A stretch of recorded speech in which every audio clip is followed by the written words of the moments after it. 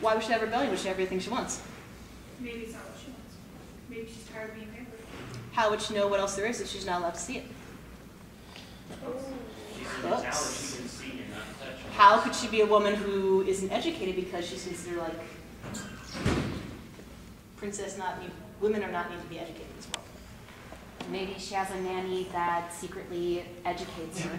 There you go. And why would the nanny secretly educate a princess? Because she cares for her. Or Maybe she's her real mother. Or maybe she super what? There you go. Or political like or political purposes. Like the nanny could be a revolutionary who's trying to get the princess out of there so they could overthrow the kingdom. Without hurting the princess who would be innocent. Exactly. That's thinking more on lines with it. Trying to think of not things or situations that you find in tropes. By the way, tvtropes.com, good place to research if you don't want to follow tropes in your story. There's between tropes and cliches. I don't remember what they are right now. But those are good things to follow. Now, let's say the princess decides to steal away. What would she bring with her? Or how would she leave?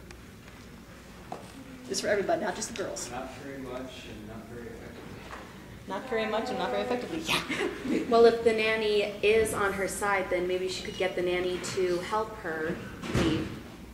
And what would happen to the nanny when the guys find out? When the king Dungeon. finds out? But she would be sacrificing herself for her cause. Mm-hmm. And how do you think that would affect the princess? Really motivated. Want to fight against her kingdom. Want to fight against her kingdom. But... No, I got nothing. You're good.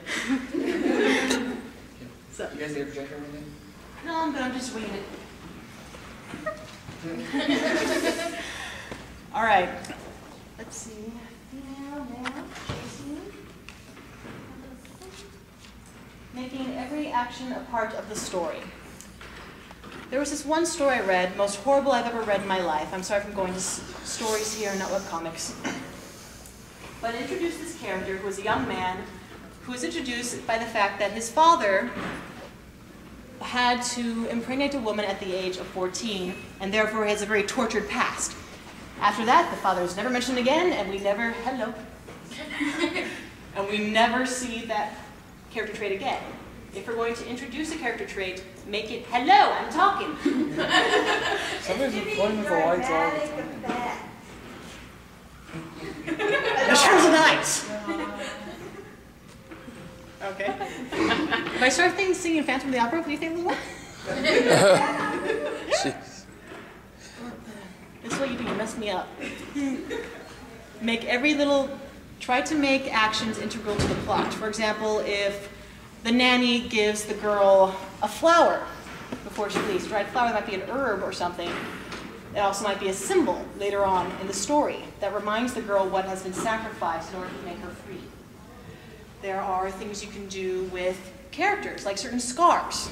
There's a character that I've thought of, his name's Jonathan, and basically what happens is he's thought of to be a witch, or warlock if you want to be sexist. And what is done to him is not the usual torture. Basically what they do is they try to find the mark of the witch on him, and unfortunately it's not on the skin, it's under the skin. So what they do is they cut a little square right here, and they peel up the skin to see if the symbol's down there. If it's not, bind it back up, check again tomorrow morning at another place in his body. That's a significant part of how to get certain scars on someone. And unfortunately, that witch interrogation scars him for the rest of his life and makes him want to do a rebellion against the kingdom that has decided to hunt down witches.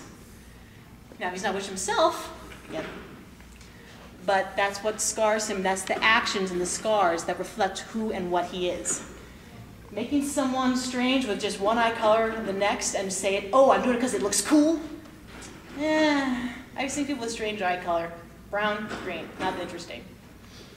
If you're going to make it something strange, make it unorthodox, make it part of the story. Back to notes. Anything you guys want to bring up? Just raise your hand. Oh, yes. Every comic does not have to be about saving the world. Neither does any kind of story. Now, I'm just going to do a random guess here. Who here is doing NaNoWriMo this year? Just two, three of us? I don't know what that is. National Novel Writing Month. You can either do it, yeah. It's basically basically a writing exercise where you try to put out 50,000 words in 30 days. It's crazy. You drink a lot of caffeine, but sometimes it gets done. But it's a nice little project you can do in order to figure out how a webcomic goes. This might be a little more technical than I expect it to be, but please write out an outline of what's happening in each chapter. If you're just doing it random because you think it looks cool, it's not going to work. Sometimes the cool stuff is not important stuff and it gets dropped in the next chapter. Therefore, we've had a character in there for 5 pages for no reason. Or unfortunately, the minor character you put in there is more interesting than your hero, which happens for some reasons. If you ever read the comic from Write A with Love, the random character at the side who's a major thief becomes the hero of the story for the next 32 volumes, for the next 32 years. Wow. So, yeah, plan it out, or else you're going to have little dips like that.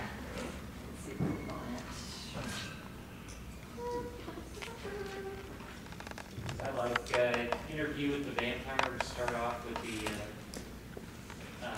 Louis character, and then I don't know, everybody decided they like Lestat, but the antagonist better, or something. But Yeah. The rest of the books are about him. They are, which is unfortunate, but it's also kind of cool because I like them too. But that happens sometimes. Your characters take over. Well, there's nothing wrong with that. And I'll mention this. Who here likes Batman? It's too goody-goody. He might be too goody-goody, but I'll mention this. He's also one of the most widely read characters and your favorite, as I remember. And let me tell you this. Batman is good because his villains are very good. Your hero is only as brave as the antagonist is going against him. For example, if it's man versus giant flaming volcano, it's going to be interesting. If it's man versus some scheming little guy who's a Scrooge and just wants him to feel bad, it's not going to be that interesting. Might be funny, but not that interesting. Especially if we're doing a parody. Parodies are nothing wrong with that. Where am I about this? What time is it? Oh my God, I'm torturing you guys. It's only 8:30.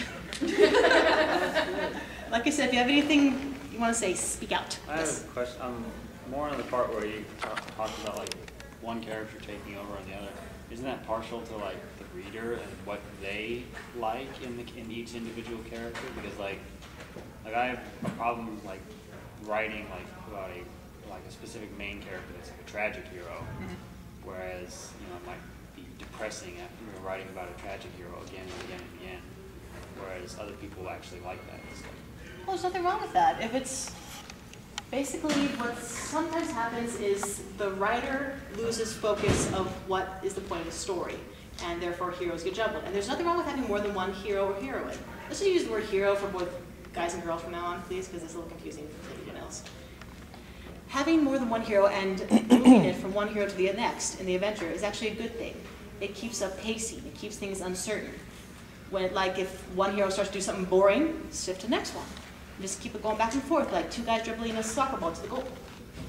Not a bad idea. Question?